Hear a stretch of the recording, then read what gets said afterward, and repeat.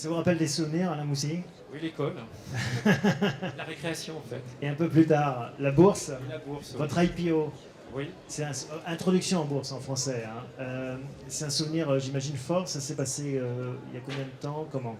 alors c'était il y a 6 mois, fin avril, et c'est effectivement une étape importante dans le financement des entreprises, puisque c'est l'occasion de rencontrer le marché et de faire croître l'entreprise et même d'accélérer son développement. Racontez-nous, AB Science, quel est son parcours, quelle est cette société? Une biotech, hein.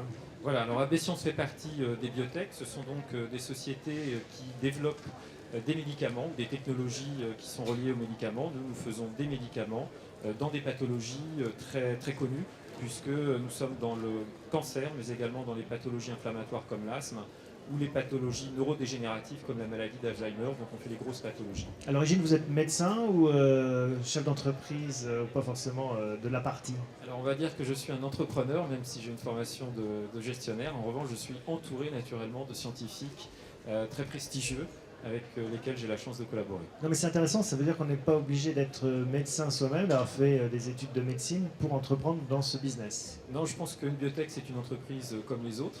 Et il faut savoir gérer des entreprises, donc c'est un profil de gestionnaire qui convient, même si c'est de la gestion de la science derrière.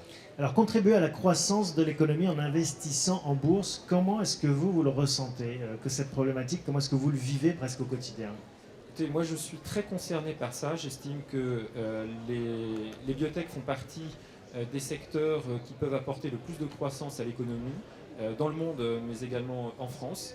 Et c'est bon que les biotech puissent être soutenues par le marché, notamment les petits porteurs lors des IPO. C'est tout à fait nécessaire. Ce sont des secteurs nouveaux qui vont donner des médicaments nouveaux. Et on a besoin de nouveaux médicaments dans des pathologies non guéries. Donc c'est très très important de soutenir la croissance de ces entreprises. Mais alors, il y a une difficulté malgré tout, c'est que bon, on peut entreprendre dans le secteur des biotech sans être soi-même un spécialiste, en tout cas au sens médical.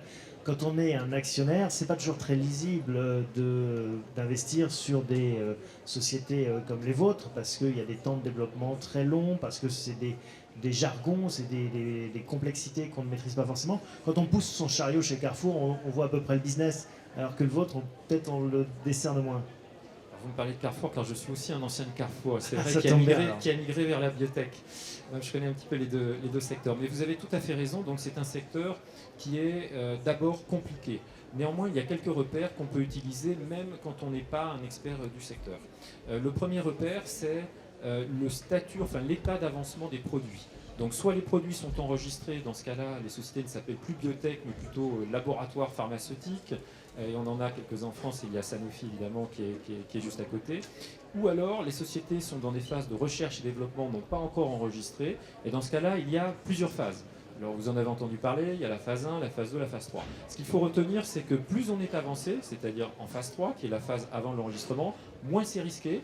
Et donc plus le potentiel, je vais dire, est important pour l'entreprise. Donc quand vous investissez dans le secteur des biotech, il faut regarder l'état d'avancement des produits.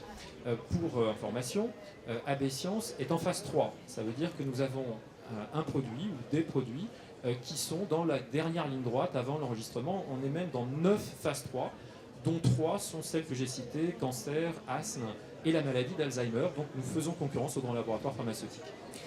Comment ça s'est passé, comment ça se passe l'avant et l'après-bourse pour vous en tant que chef d'entreprise et puis pour vos équipes? Est-ce que ça change quelque chose dans la vie d'une société? Je crois que c'est une étape de professionnalisation, c'est-à-dire que avant de rentrer en bourse, vous êtes privé, donc vous n'êtes pas sous le feu des projecteurs, vous n'avez pas de contraintes de communication.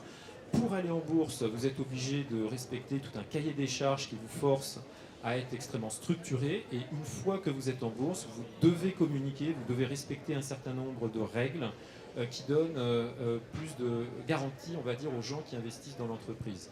C'est plus contraignant, ça prend du temps, mais ça donne des garanties et je pense que c'est une étape intéressante pour la croissance d'une entreprise. Et après, est-ce qu'on vit au rythme de son cours de bourse? Est-ce que vous, psychologiquement, vous levez le matin en disant chouette, ça monte ou mince, ça baisse? Et alors, vous et puis vos collaborateurs aussi, est-ce que c'est une incidence? Alors c'est la question classique. Alors, je vais vous dire, le cours de bourse, c'est le jugement très court terme. On peut baisser tous les jours, monter tous les jours. On essaye de s'affranchir de cette lecture, on va dire, ou en tout cas de l'impact que peut avoir cette lecture, Nous, on est dans une industrie avec un timing, ce qu'on appelle un payback, extrêmement long. C'est le cycle le plus long, c'est-à-dire c'est plus long que de construire un porte-avions. Porte-avions, je crois que ça prend 7 ou 8 ans, hein, et ça doit coûter un peu moins d'1 milliard. Et par exemple, la France est en train de partager ses coûts avec l'Angleterre. Eh bien, un médicament, ça coûte plus de 1 milliard, ça prend plus de 10 ans et vous mettez 15 ans avant de rentrer dans vos fonds. Donc c'est un métier extrêmement long. Donc en fait, quand vous investissez dans des sociétés comme les nôtres, il faut investir. Alors soit vous spéculez, mais ça c'est un métier de spéculer en bourse, je laisse les gens qui spéculent prendre leurs responsabilités. Soit vous investissez pour soutenir l'économie avec une vision un petit peu plus long terme, et dans ce cas-là, il faut attendre. Alors ce qu'il faut savoir avec AB Science, c'est que comme nous sommes en phase 3, on n'a plus 15 ans à attendre. On n'a plus que 2-3 ans. En fait, nous avons annoncé que les résultats de nos premières phases 3 sortiront fin 2011, c'est-à-dire à peu près dans un an, et en 2012 et en 2013. Donc nous n'avons plus beaucoup à attendre avant d'avoir des impacts très importants qui vont déterminer ce que va devenir AB Science. Et à ce moment-là, on peut exploser ou rester une PME. Mais j'imagine que ça, c'est déjà intégré dans le cours de bourse, puisque, en fait, ce que vous nous dites, le marché le sait aussi, et donc il met un prix plus élevé à l'entrée dans l'action AB Science. Alors, le marché et les analystes, en fait, qui analysent notre valeur, mettent une probabilité de succès. Comme nous n'avons pas encore réussi, on ne peut que mettre une probabilité de succès. Alors, je vous donne 2 chiffres pour que vous voyez un petit peu où est-ce que nous, on en est. Dans l'histoire de la pharma, quand on prend toutes les études cliniques qui ont été faites, notamment de phase 3, dans lesquelles nous sommes, il y a une chance sur 2 de réussir ces études cliniques. Une chance sur 2. Bien. Nous, on a 9 phases 3, donc à la limite, on a 9 fois une chance sur 2 de réussir. Eh bien, les analystes nous ont mis une probabilité de réussite à peu près de 15 à 30%. Donc, en fait, je dirais le prix ciblé par les analystes est 3 fois, 4 fois supérieur à ce qu'est le prix de bourse. Donc, cela vous dit quoi? Cela vous dit qu'on est considérablement sous-coté par rapport, je dirais, à statistiquement ce qu'est la chance que l'on a de réussir. Ce qui est pas forcément une bonne nouvelle pour les gens qui sont actionnaires, mais ce qui est une bonne nouvelle pour ceux qui voudraient se renforcer et acheter des actions. Voilà comment on peut à peu près analyser l'entreprise. Et ça, c'est un risque qu'un particulier doit prendre, selon vous, au-delà de son investissement pour financer justement la société, l'économie, la recherche, finalement? Alors voilà, moi je crois, si vous voulez, moi aussi je suis allé en bourse, j'ai un petit peu boursicoté, j'ai pas toujours gagné de l'argent d'ailleurs, donc il faut se méfier. Bon, tout ça c'est toujours, ça peut être un jeu aussi, on peut apprendre, c'est éducatif, c'est intéressant. À un moment donné, vous pouvez aussi vouloir investir parce que vous avez quelque chose qui vous tient à cœur. Alors on peut investir dans des sociétés qui font des tondeuses à gazon pour gagner de l'argent. C'est pas parce qu'on a une passion pour les tondeuses à gazon, sauf pour les gens qui font du jardin, mais ça peut être intéressant de gagner de l'argent pour gagner de l'argent. Et puis à un moment donné, vous pouvez vouloir mettre de l'utilité à votre investissement, pour ceux qui veulent dépenser un petit peu d'argent. C'est certain que la lutte contre le cancer, la lutte contre la maladie d'Alzheimer, la lutte contre l'asthme, touche 15% des gens. Je passe les maladies rares. Nous, on fait 2 à 3 maladies rares dans notre pipeline. C'est quelque chose qui donne beaucoup de sens à votre investissement.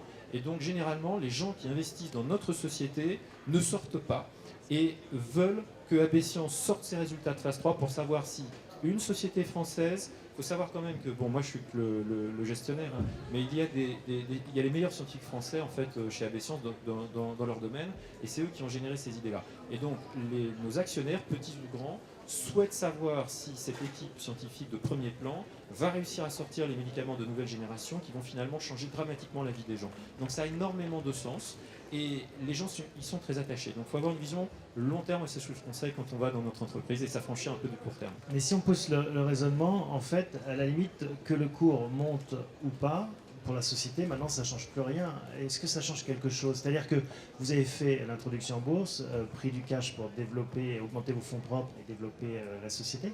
Maintenant qu'elle soit valorisée beaucoup ou peu, ça ne change pas le destin de la société. Ça change le destin financier des actionnaires, mais pas celui de la société, si? Alors, vous avez raison, ça ne change pas. En fait, ce qui va changer le destin de la société, c'est le résultat des phases 3. Qui sont en cours, les phases 3, et qui arriveront donc fin 2011, 2012 et 2013. Il faut voir qu'une baisse du titre de 20%, Dans le milieu des biotech, c'est rien. Alors évidemment, c'est quelque chose, par exemple, pour une société du CAC 40, et il y en a beaucoup à ce plateau-là. Moi, je faisais partie de Carrefour, donc je peux vous dire qu'on faisait plus 5 ou moins 5%, ça affolait tout le monde, ou ça réjouissait tout le monde. Mais dans le milieu des biotech, plus 20, moins 20, ça fait partie de la volatilité, on va dire, naturelle de ce genre de société très innovante. C'est la même chose dans les autres technologies, si vous preniez des sociétés comme les sociétés Internet. Donc ça, c'est pas inquiétant, il ne faut pas s'inquiéter pour ça. En cas de succès, les facteurs multiplicateurs boursiers sont de l'ordre de x3 à x10, qui sont des facteurs de rendement qui ne sont jamais atteints par les sociétés du CAC 40. Donc le premier intérêt d'investir dans des sociétés biotech, la version sous une autre, c'est de prendre patience, de jouer les médicaments qui pourraient réussir, en tenant compte des probabilités et éventuellement de ce que la bourse a donné aujourd'hui, c'est-à-dire un prix faible ou un prix fort, et puis d'attendre pour voir si les médicaments réussissent ou pas. Il faut quand même savoir qu'en France, on a peu de biotech et qu'elles sont considérablement sous-cotées par rapport aux Américains. Et les sociétés américaines qui sont nos comparables ont des produits qui sont moins avancés que les nôtres, moins performants sur la base objective de nos data et qui sont valorisés 3, 4 à 5 fois plus. Donc ça veut dire que, il faut se donner du mal pour mieux valoriser nos sociétés, mais ça devrait payer.